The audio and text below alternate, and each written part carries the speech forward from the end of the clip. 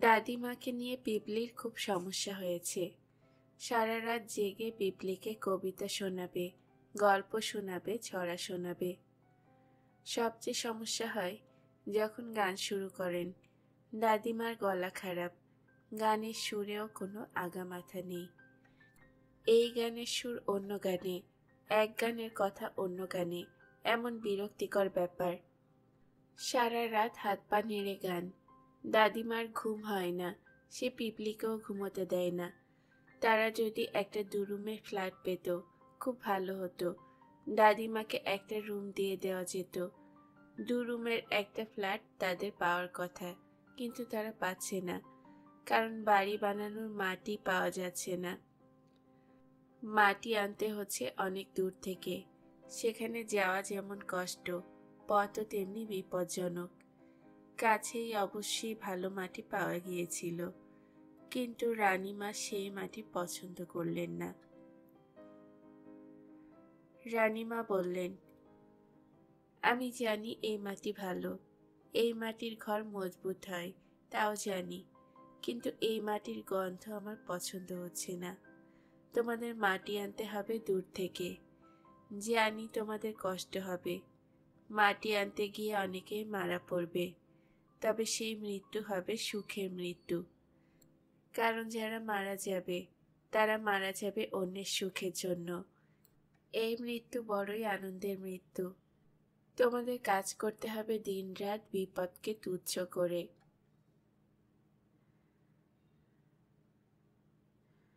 পিঁপড়ারা তাই করে যাচ্ছে। তাদের কাজ ভাগ ভাগ করা। যারা মাটি আনে তাদের কাজই হলো শুধু মাটি আনা, তারা অন্য কাজ করবে না। তারা হলো মাটি বাহক। সারা বছর তারা শুধু মাটি আনে। অবশ্যই খুব জরুরি পরিস্থিতিতে তারা পিঁপড়ার ডিম নিয়ে এক জায়গা থেকে অন্য জায়গায় যায়। বিলু বলল, বাবা, আমি পিঁপড়াদের মুখে ডিম নিয়ে এক জায়গা থেকে অন্য জায়গায় যেতে দেখেছি। বিলু বলল, আমিও দেখেছি, শুধু নীলু দেখেনি। এই জন্য নীলুর একটু মন খারাপ হলো। মতিন সাহেব বললেন, আমাকে গল্প শেষ করতে দাও, কি বলছিলাম যেন?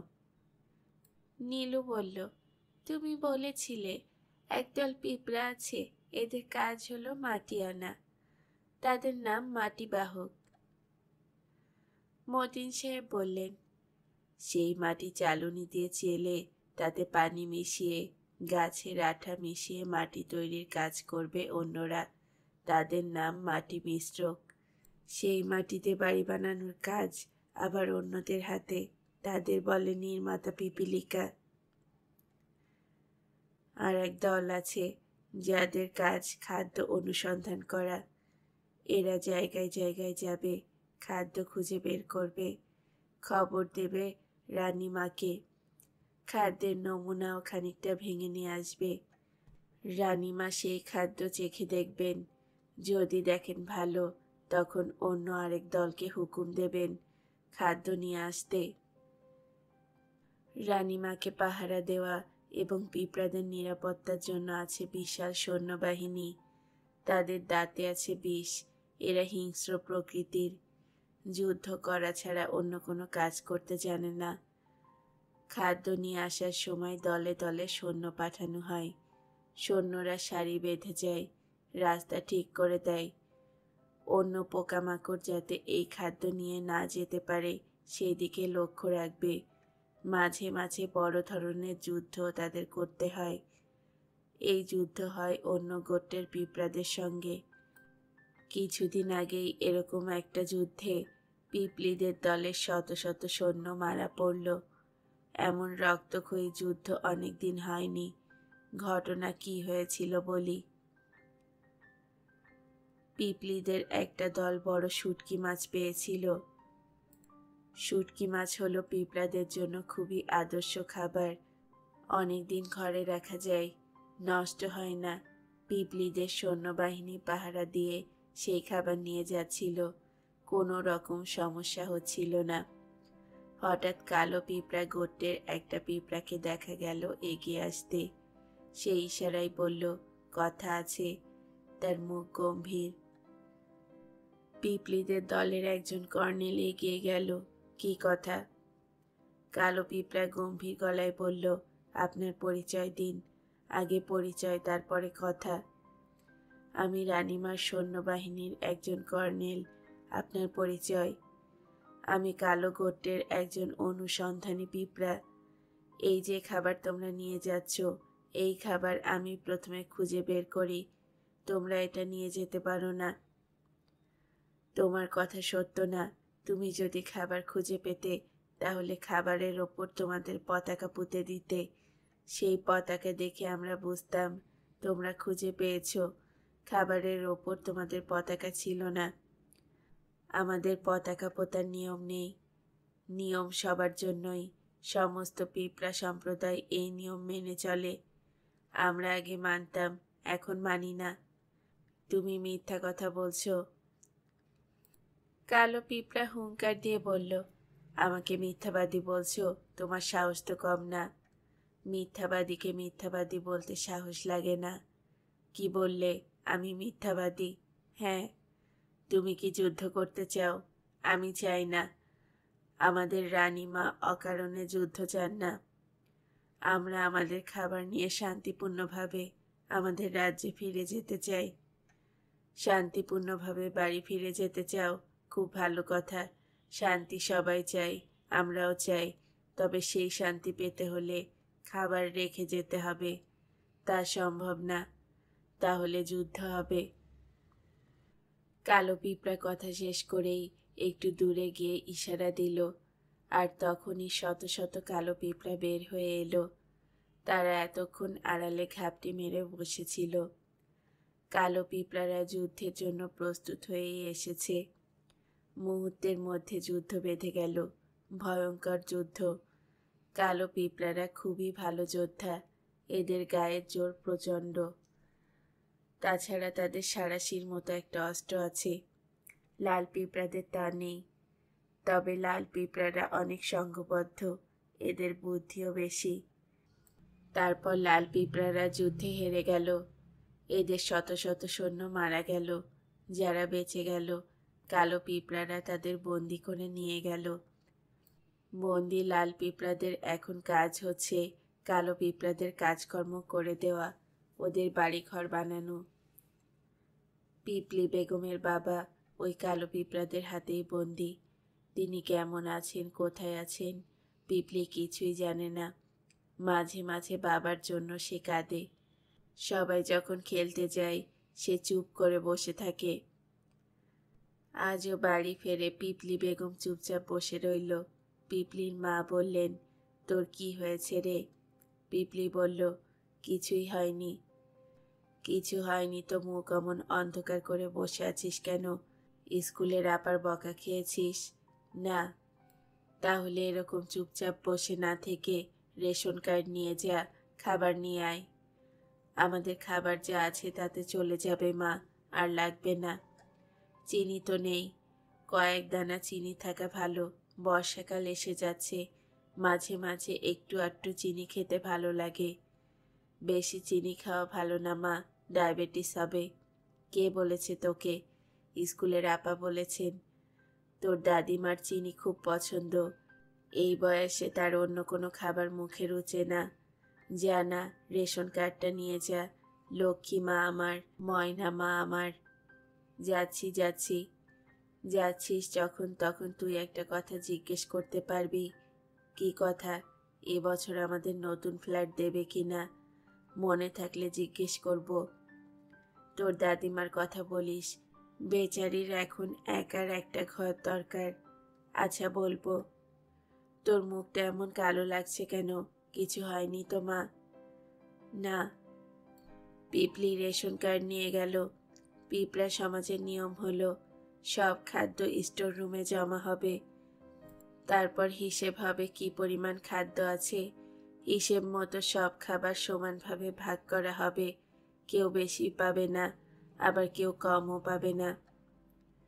মাঝে মাঝে কিছু খাবার পাওয়া যায় যার পরিমাণ খুবই অল্প, যেমন এক টুকরা চকলেট। খুব দামি পরিমাণ খাবার। অল্প হলেই রানীমাকে উপহার দেবার নিয়ম। তবে এদের রানীমা কোনো খাবার উপহার হিসেবে নেন না। তা যত ভালো খাবারই হোক, প্রজাদের বিলিয়ে দেন। এ জাতীয় খাবারের বেলায় নিয়ম অন্য। কাউকে বাড়িতে নিতে দেওয়া হবে না, এখানে এসে খেতে হবে। খাবার সময় বলতে হবে, রানীমার মঙ্গল হোক। স্টোর ইনচার্জ পিপলিকে দেখে বললেন, কি খবর মা, মুখ মলিন কেন, শরীর ভালো? জি চাচা, শরীর ভালো। খাবার নিয়েছিস? পিপলির ভাগে পড়ল 4 দানা চিনি, 1 টুকরা নোনতা বিস্কিট, সাদা সাদা এক ধরনের গুঁড়া। স্টোর ইনচার্জকে পিপলি বলল, চাচা ওটা কি? খেতে ভয়ঙ্কর তিতা। স্টোর ইনচার্জ রাগী গলায় বললেন, তুই কি এটা খেয়ে দেখেছিস? তোকে নিয়ে তো বড্ড যন্ত্রণা হলো। কতবার বলেছি জিজ্ঞেস না করে কিছু মুখে দিবি না। জিনিসটা কি চাচা, বিষ নাকি? না, বিষ না, এক ধরনের সাবান, গুঁড়া সাবান, গায়ে মেখে গোসল করার জন্য আনা। তোর বুদ্ধি শুদ্ধি এখনো হলো না, কিছু দেখলেই ফট করে মুখে দিয়ে দেওয়া। যা জিনিসপত্র নিয়ে বিদায় হ। একা একা সব নিতে পারবি না লোক দেব? না না, লোক লাগবে না, আমি নিজেই নিতে পারবো। একবারে না নিতে পারলে দুবারে এসে নেব। বা, এই তো লক্ষ্মী মেয়ের কথা। নিজের কাজ নিজে করার আনন্দই আলাদা। তোর দাদিমা কেমন আছে রে পিপলি? ভালো। আচ্ছা চাচা, আমরা কি এবছর নতুন ফ্ল্যাট পাবো না? রানীমার হুকুমে বাড়ি বানানো এখন বন্ধ। এই মাটিও রানীমার পছন্দ হচ্ছে না, আরো দূর থেকে মাটি আনতে বলেছেন। তবে বাড়ি তৈরি হলে প্রথম ফ্ল্যাটটা তোদের দেওয়া হবে। তোর দাদিমাকে এই নিয়ে কিছু ভাবতে নিষেধ করবি। আচ্ছা যাই চাচা। কাল মনে করে আসিস, ভালো খাবার পাওয়া গেছে। শুটকি মাছ অনেক দূর থেকে এসেছে, কিছুক্ষণের মধ্যেই চলে আসার কথা। কাল ভোরে সব ভাগাভাগি করে দেব। পিপলি বলল, শুটকি মাছ নিয়ে আগেরবারের মতো কালো পিঁপড়াদের সঙ্গে যুদ্ধ হবে না তো? না, বারবার কি যুদ্ধ হয়? কিছুই হবে না দেখিস। আমাদের সৈন্য নিয়ে যায়নি চাচা? গিয়েছে। আগেরবারের চেয়ে বেশি গিয়েছে? না, আগেরবার যতজন গিয়েছিল এবার ততজনই গেছে। আরো বেশি পাঠানো উচিত ছিল না চাচা? পাঠালে ভালো হতো, তবে এসব ব্যাপার তো রানীমাই ভালো বোঝেন, উনি সব ঠিক করেন। আমাদের চিন্তা ভাবনা করার দায়িত্ব রানীমার, ঠিক না মা? হ্যাঁ ঠিক চাচা। পিপলি বাড়ি ফিরে দেখে সব কেমন থমথম করছে। পিপলির দাদিমা বিছানায় শুয়ে বিড়বিড় করে বলছেন, কি সর্বনাশ হয়ে গেল রে, কি সর্বনাশ হয়ে গেল রে। আশেপাশের ফ্ল্যাট থেকেও কান্নার আওয়াজ শোনা যাচ্ছে। পিপলির মা একবার রাস্তায় ছুটে যাচ্ছেন, আর একবার ঢুকছেন ঘরে। পিপলি বলল, কি হয়েছে মা? যুদ্ধ লেগে গেছে রে, ভয়ঙ্কর যুদ্ধ লেগে গেছে, এই মাত্র খবর এসেছে। কালো পিঁপড়াদের সঙ্গে যুদ্ধ? হ্যাঁ, ভয়ঙ্কর যুদ্ধ। বলো কি মা, আমাদের এখান থেকে সৈন্য যাচ্ছে না? না, রানীমা হুকুম দিয়েছেন শ্রমিক পিঁপড়াদের যুদ্ধে যাবার জন্য। ওরা তো যুদ্ধ জানে না, রানীমা হুকুম দিয়েছেন, কিছু তো করার নেই। এইরকম হুকুম উনি কেন দিলেন মা? উনি সৈন্য পাঠালেই পারেন, আমাদের কি সৈন্যের অভাব আছে? রানীমা যখন শ্রমিক পাঠাতে বলেছেন তখন ভেবে চিন্তেই বলেছেন। উনি অনেক কিছু জানেন যে আমরা জানি না। রানীমার মঙ্গল হোক। বলেই পিপলি বেগমের মা ছুটে বের হয়ে গেল। পিপলি গেল মার পেছন পেছন। কি করুণ দৃশ্য! শ্রমিক পিঁপড়ারা বাড়ি থেকে বের হচ্ছে দলে দলে, এদের ছেলে মেয়েরা কাঁদছে। শ্রমিক পিঁপড়া মাথা উঁচু করে নামছে রাস্তায়, শুকনো মুখ করে এগোচ্ছে সামনের দিকে। প্রধান রাস্তার শুরুতে উঁচু মঞ্চের ওপর দাঁড়িয়ে মেয়র রানীমার হুকুম পড়ে শোনাচ্ছেন। শ্রমিক পিপীলিকার জন্য রানীমার জরুরি বার্তা। কালো পিঁপড়াদের সঙ্গে যুদ্ধে আমরা জড়িয়ে পড়েছি। নির্দেশ দিচ্ছি, সকল শ্রমিক পিপীলিকারা যেন এই যুদ্ধে অংশগ্রহণ করে। অপ্রাপ্তবয়স্ক, রুগ্ন ও অসুস্থ পিপিলিকেরাই শুধু এই যুদ্ধের বাইরে থাকবে। শ্রমিক পিপিলিকাদের জন্য রানীমার জরুরি বার্তা। কালো পিঁপড়াদের সঙ্গে আমরা যুদ্ধে জড়িয়ে পড়েছি। অনেকক্ষণ দাঁড়িয়ে পিপলি নির্দেশ শুনল। তার এখন মন খারাপ লাগছে। শ্রমিক পিঁপড়ারা যুদ্ধের কিছুই জানে না। এরা যাবে আর মারা পড়বে। রানীমা কেন এদের পাঠাচ্ছেন? পিপলি এগিয়ে গেল মেয়রের দিকে, চিকুন গলায় ডাকল, মেয়র চাচা, মেয়র চাচা। মেয়র তাকালেন পিপলির দিকে, তাকিয়েই চমকে উঠলেন। আরে পিপলি, তুমি আমার পাশে পাশে থাকো, তোমার সঙ্গে জরুরি কথা আছে। তোমার মার সঙ্গে দেখা হলো কিছুক্ষণ আগে, তাকে আমি বলেছি, তোমাকে বলা হয়নি। তোমার মা তোমাকে খুঁজছেন। কি ব্যাপার চাচা? বলছি একটু সামাল দিয়ে নেই, একসঙ্গে সব ঝামেলা মাথায় এসে পড়েছে। শ্রমিক পিঁপড়াদের বার্তা আগে শেষ করি। বলতে বলতে গলাও ভেঙে গেছে। আপনাকে এই বার্তা আর কষ্ট করে বলতে হবে না চাচা, সবাই এর মধ্যেই শুনে ফেলেছে। তা ঠিক, সবাই শুনেছে। আচ্ছা, রানীমা সৈন্য না পাঠিয়ে এদের পাঠাচ্ছেন কেন? আমি তো ঠিক জানি না মা। রানীমাকে আমি তো আর প্রশ্ন করতে পারি না। তবে আমার মনে হয় তিনি শ্রমিক পিঁপড়া পাঠাচ্ছেন যাতে ওরা মনে করে আমাদের কোনো সৈন্য নেই, সৈন্য শেষ হয়ে গেছে। এই ভেবে যখন তারা অসতর্ক হয়ে পড়বে তখন আমাদের আসল সৈন্যরা যাবে। কিন্তু তার আগেই তো আমাদের এরা সবাই মারা পড়বে। মেয়র দুঃখিত গলায় বললেন, তা ঠিক মা, তা ঠিক। পিপলি বলল, আমার সঙ্গে আপনার কি জরুরি কথা চাচা? খুবই জরুরি কথা মা, খুবই জরুরি কথা। রানীমা তোমাকে ডেকে পাঠিয়েছেন, আমার কাছে পাশ পাঠিয়ে দিয়েছেন। পাশ নিয়ে বাসায় চলে যাও।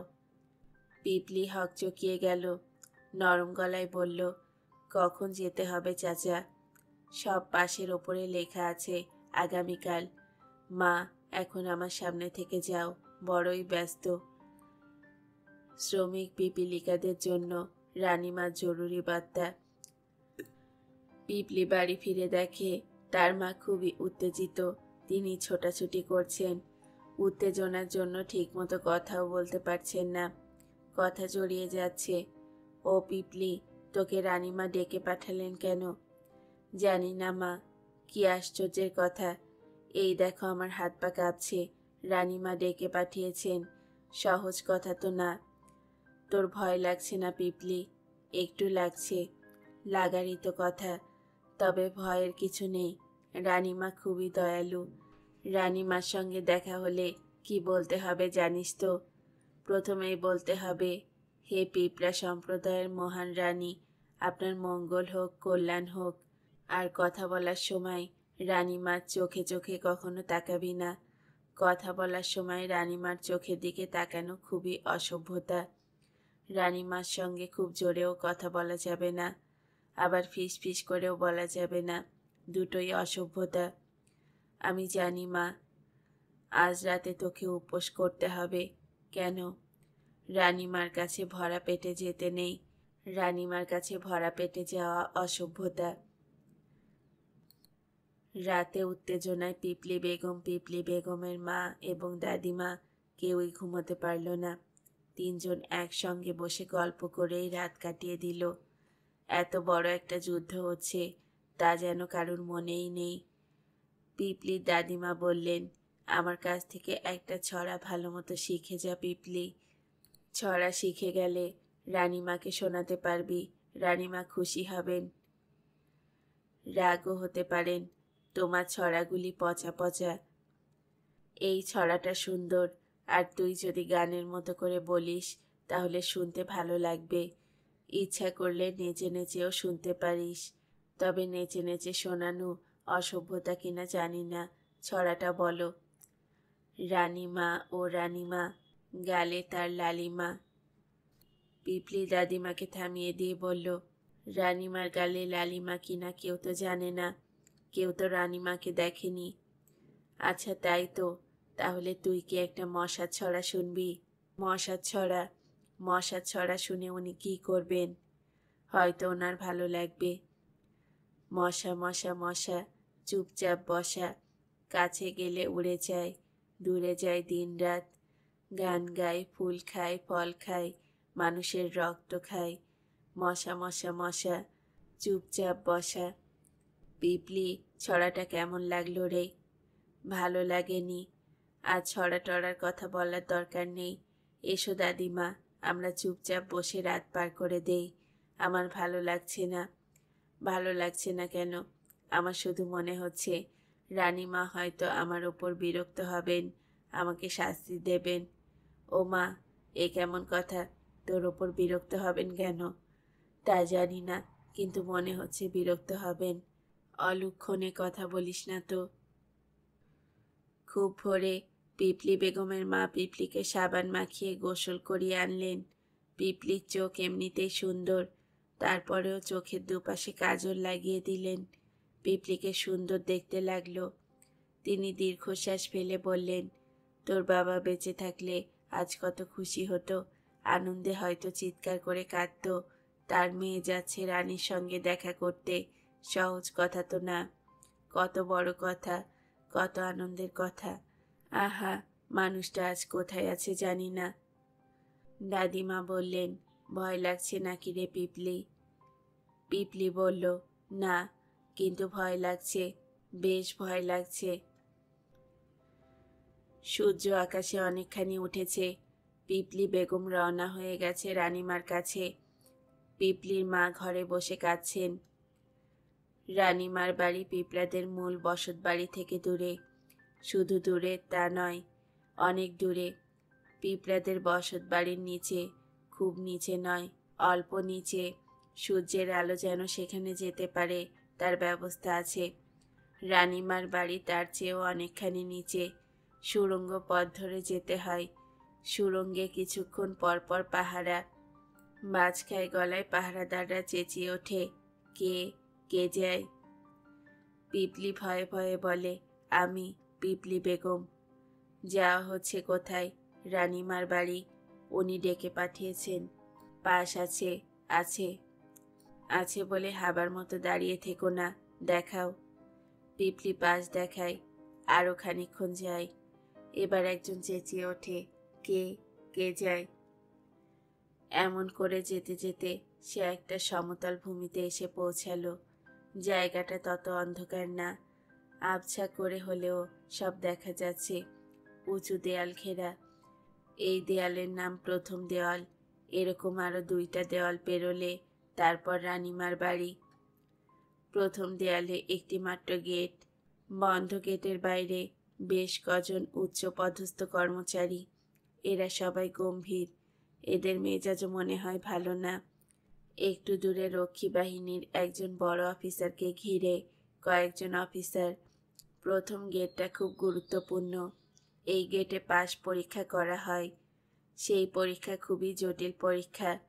পরীক্ষার পর এই পাস রেখে নতুন পাস দেওয়া হয়।